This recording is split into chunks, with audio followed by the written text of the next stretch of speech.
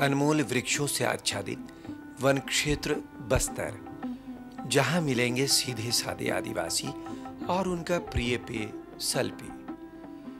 ये कुदरत की अलौकिक सुंदरता लिए तीर्थगढ़ का झरना और अपनी पूरी तरुणाई लिए चित्रकूट का ये भव्य जलप्रपात, विश्व प्रसिद्ध उमंग भरा दशहरा शान है बस्तर की।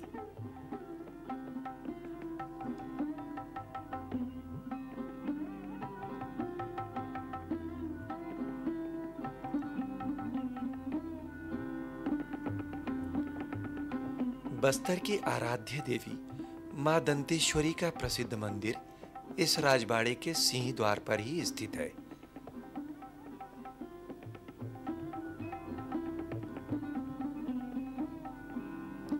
इस मंदिर में लोग पाते हैं शांति, सुख और संपन्नता। प्राकृतिक खनिज वन संपदा के साथ साथ बस्तर जाना जाने लगा है शिल्पकार जयदेव बघेल से। राष्ट्रीय और अंतर्राष्ट्रीय क्षितिज पर बेल मेटल को ख्याति दिलाई जयदेव बघेल ने। बेल मेटल, जैसा कि नाम से ही लगता है, ऐसा मेटल जिसके टकराने से बेल यानी घंटी सी ध्वनि निकलती हो। मूर्तियों को बनाने के लिए काफी मेहनत, लगन और परिश्रम की आवश्यकता होती है। क्या आप जानना चाहेंगे कि बेल मेटल कैसे तैयार होता है? पहले तो आकृति बनाने के लिए काली मिट्टी पानी मिलाकर गूंथी जाती है धान के बारीक भूसे के साथ। मट्टी को अच्छे से गूंथना, उसे ऊपर नीचे करना कलाकार तब तक करता है जब तक उसे पूर्ण संतुष्टि ना हो जाए। शिल्पकार पूरी लगन और तल्लीनता से अपनी उंगलियों का दबाव कम ज्यादा करते हुए मट्टी को एक आकार देता है। आकार देने में ये कलाकार कभी सांचे का प्रयोग नहीं करते।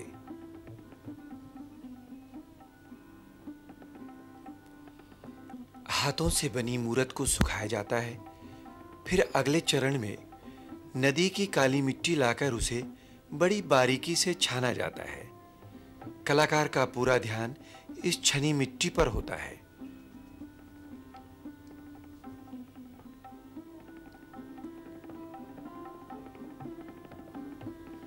मट्टी चिकनी और महीन हो, यह ध्यान में रखकर उसे पानी से मिलाकर अच्छे से गूंथा जाता है।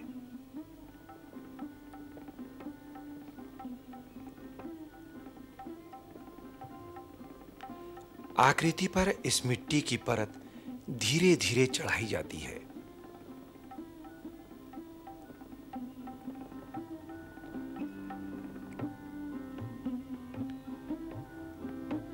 पूरी परत चढ़ जाने के बाद उसे सुखा दिया जाता है। सूखी मट्टी की आकृति को सही स्वरूप देने के लिए उसे घिसा जाता है।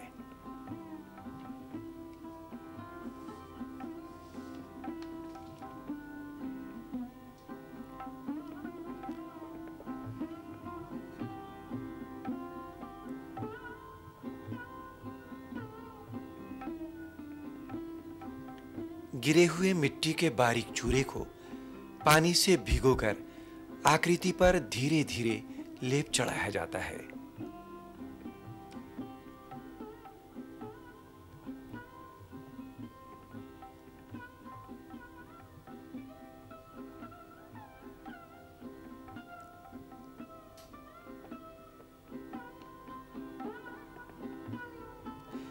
शिल्पकार फिर उस मूर्ति को सेम और चरोटे के पत्ते से घिसते हैं ताकि मोम के धागे उस पर चिपक सकें।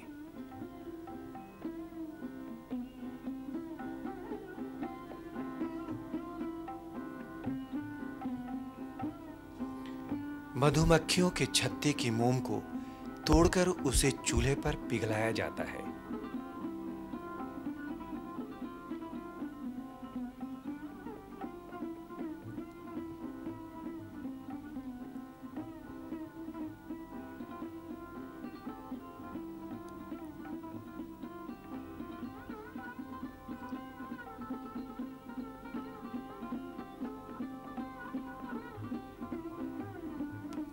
पिघले मोम को कपड़े से छानकर पानी भरे बर्तन में गिराकर ठंडा किया जाता है ताकि मोम इसमें नरम बनी रहे।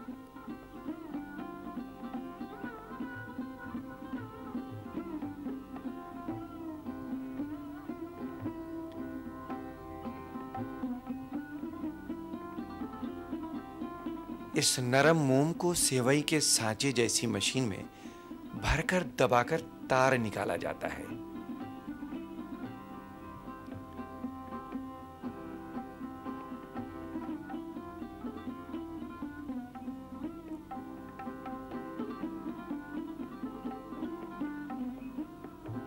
तार निकालने का काम बड़ी सावधानी से किया जाता है।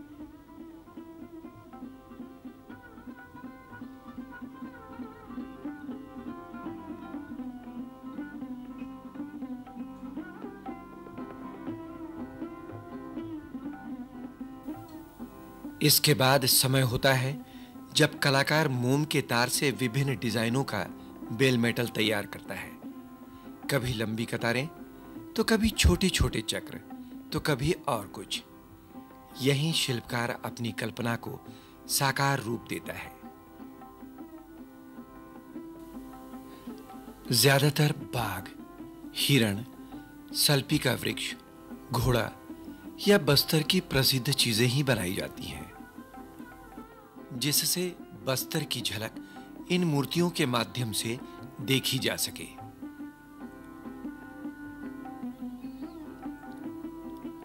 मोम से लपेटे मूर्त को 10% कोयला और 90% नदी की मिट्टी के लेप से लपेटना होता है। मट्टी का लेप लगाते समय यह ध्यान रखा जाता है कि मोम के तार अपनी जगह बने रहें। पूरी आकृति पे मट्टी धीरे-धीरे चढ़ा दी जाती है।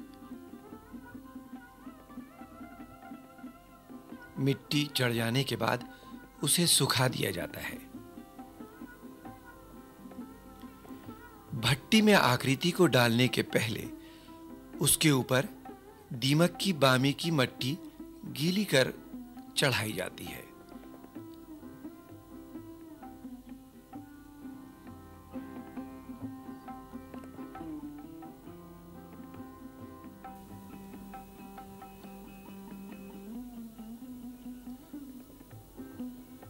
भट्टी में आकृति को डालने के पहले फिर एक बार दीमक की बामी की मट्टी की परत चढ़ाई जाती है एवं साथ ही साथ उसमें चैनल बना दिया जाता है।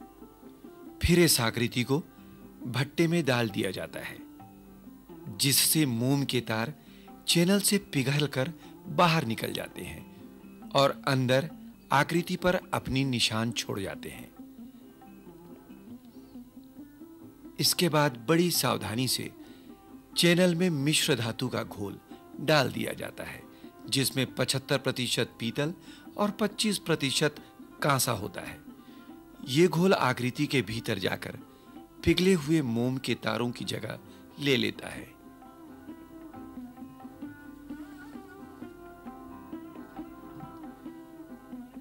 भट्टे से आकृति बाहर निकाली जाती है तथा उसके ऊपर चढ़ी हुई मट्टी तोड़ दी जाती है।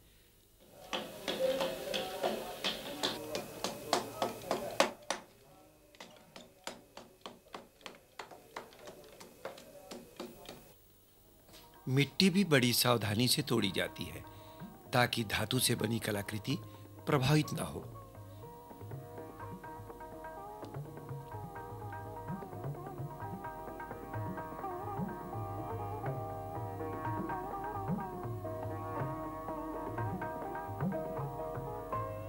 जिन चैनलों का उपयोग मोम निकालने एवं धातु का घोल डालने के लिए किया गया था, उसे काटकर अलग कर दिया जाता है।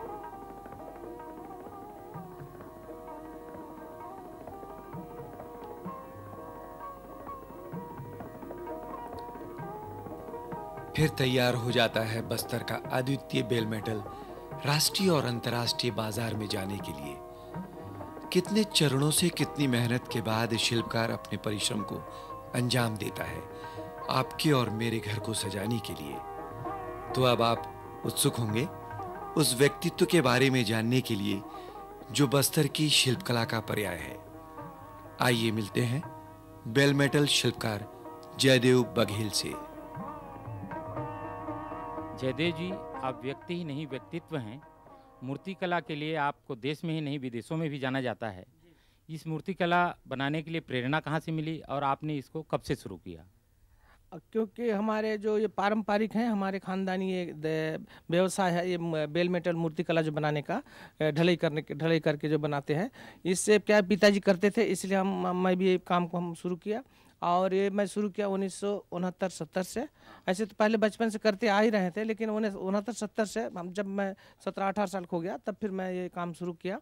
और उसके बाद ने क्या हुआ कि ये जो प्रदर्शनी हम पहले कलकत्ता में 1972 में किया, उसके बाद ने क्या हुआ कि लोगों ने पसंद किए, अखबारों में छापा, तो उसके बाद मन में ये लगा कि ये काम अच्छा है मूर्तिकला, जिसमें लोग सम्मान करते हैं और इस पे अपना रोजगार भी मिलता है और हम लोगों का परिवार भी चलता है। जयदेव जी, आपकी इस मूर्तिकला पर लगन देखते ही बनता है। इस मूर्तिकला को बेल मेटल मूर्तिकला ही क्यों कहते हैं?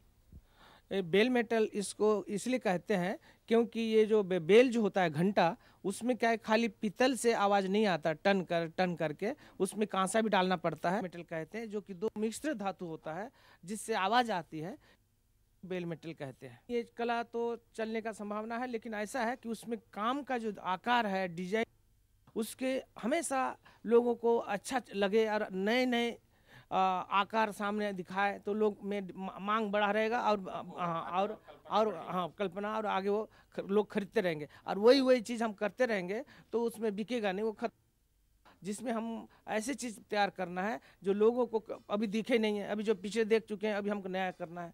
फिर इसी तरह से करते रहेंगे तो ये आगे भी चल सकता है। जयदेव जी, इस कला से जुड़े नवोदित कलाकारों को आप क्या संदेश देना चाहेंगे? मैं यही कहना चाहूँगा कि जो कलाकार जो नए हैं और जो पुराने भी हैं, तो उनसे मैं ये कहना चाहूँगा कि ये जो हमारे कला है, इसमें अगर वो अपनी ईमानदारी से, लगन से, मेहनत से करते रहेंगे और आगे लोगों के भावना को भी समझते रहें, तो ये कला हमेशा जिंदा रहेगा। और जो कर रहे हैं वो कलाकार, उन लोग भी आगे जाके भविष्य में अच्छे उनका जीवन सुधर जाएगा और जो सम्मान है, जो मिलना है, वो उनको सब मिलेगा और ये कभी ख़त्म नहीं हो सकता है। लेकिन उन लोग को ये एक चीज़ ध्यान रखना है कि ईमानदारी, लगन और अपने विश्वास रख के अपने काम में धैर्य रख के काम करते रहना है। आज आगे बढ़ने के लिए चाहिए इच्छा शक्ति, धैर्य, लगन और सच्ची मेहनत, साथ ही साथ जरा सा प्रोत्साहन।